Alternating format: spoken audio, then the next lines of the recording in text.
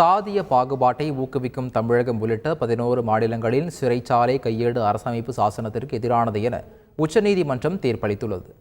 தமிழகம் உள்ளிட்ட மாநிலங்களில் சிறைச்சாலை கையேடுகள் சாதி பாகுபாட்டை ஊக்குவிப்பதாக பொதுநல மனு தாக்கல் செய்யப்பட்டது. மகாராஷ்டிராவைச் சேர்ந்த சுகன்யா சாந்தா தாக்கல் செய்த வழக்கு விசாரணையின் போது தமிழகம், கேரளா, ஆந்திரா, மகாராஷ்டிரா, தெலுங்கானா உள்ளிட்ட 11 மாநிலங்களில் சிறையில் கைதிகளுக்கு பணிகள் ஒதுக்குவதில் சாதிய பாகுபாடை ஊக்குவிப்பதாக மனுதாரர் தரப்பில் வாதிடப்பட்டது. இவ்வழக்கில் ஜூலை 11ஆம் தேதி தீர்ப்பை ஒத்திவைத்த நீதிமன்றம் தற்போது சாதிய பாகுபாட்டை ஊக்குவிக்கும் தமிழகம் உள்ளிட்ட 11 மாநிலங்களின் சிறைச்சாலை கையேடுகள் அரசமைப்பு சாசனத்திற்கு எதிரானது என்றது.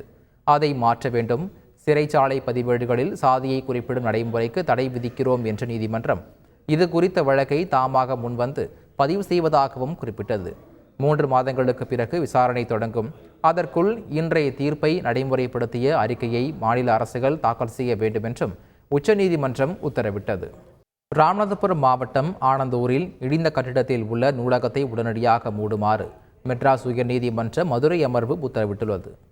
இது தொடர்பான வழக்கு விசாரணைக்கு வந்தபோது நூலக கட்டிடம் இடிந்து பாதுகாப்பற்ற சூழலில் உள்ளது குறித்து புகைப்படங்களை மனுதாரர் தரப்பில் தாக்கல் செய்யப்பட்டது. அவற்றை பார்த்த நீதிபதிகள், ஒரு நூலகம் இவ்வளவு மோசமான நிலையில் உள்ளது, இது பயன்படுத்துவதற்கு முற்றிலும் தகுதியற்றது என்றனர். மனித உயிரோடு யாரும் விளையாட வேண்டாம் என்ற நீதிபதிகள் நூலகத்தை உடனடியாக மூட வேண்டும் என உத்தரவிட்டனர்.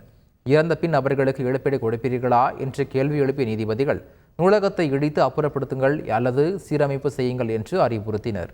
இது சம்பந்தமாக அறிக்கை தாக்கல் செய்ய உத்தரவிட்டு வழக்கு விசாரணையை ஒத்திவைத்தனர். ஹேமா கமிட்டி அறிக்கை மீதான தொடர் விசாரணை அறிக்கையை சீலிடப்பட்ட உரையில் விசாரணைக்குழு கேரள உயர்நீதிமன்றத்தில் ஒப்படைத்தது. கேரள திரையுலகில் பெண்கள் சந்திக்கும் பிரச்சினை மற்றும் பாலியல் துன்புறுத்தல் குறித்து ஆய்வு செய்த ஹேமா கமிட்டி கேரள அரசிடம் அறிக்கை சமர்ப்பித்தது. இந்நிலையில் ஹேமா கமிட்டி முழு அறிக்கையையும் சிறப்பு புலனாய்வு குழுவின் பெண் உயர் அதிகாரிகள் ஆய்வு செய்தனர். மேலும் வாக்குமூலம் அளித்த நடிகைகளிடம் பாலியல் துன்புறுத்தல் குறித்து விசாரணை நடத்தினர். அப்போது பாலியல் துன்புறுத்தல் குறித்து சிலர் புகார் கொடுக்க விரும்பாததும் தெரியவந்தது. இந்நிலையில் கேரள உயர்நீதிமன்றத்தில் நீதிபதிகள் ஜெய்சங்கர், நம்பியார், CS சுதா ஆகியோர் அடங்கிய அமர்வில் ஹேமா கமிட்டி அறிக்கை மீது எடுக்கப்பட்ட நடவடிக்கை மீதான விசாரணை நடைபெற்றது.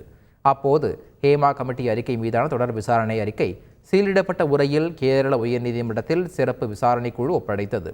அப்போது வாக்குமூலத்தை அளித்தவர்கள் விரும்பாத பட்சத்தில் புகாரை தொடரும்படி கட்டாயப்படுத்த முடியாது என்று விசாரணை குழுவுக்கு நீதிமன்றம் அறிவுறுத்தியது. செய்திகளை உடனுக்குடன் தெரிந்து கொள்ள உடனே சப்ஸ்கிரைப் பண்ணுங்க.